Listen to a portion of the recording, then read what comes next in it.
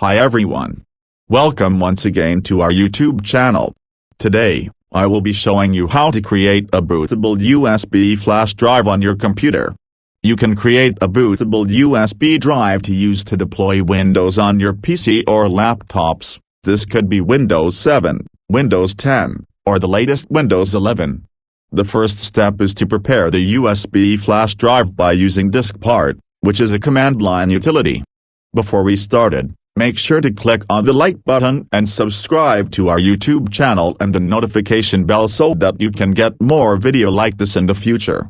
Also, don't forget to share the video as well. Ready? Let's get started.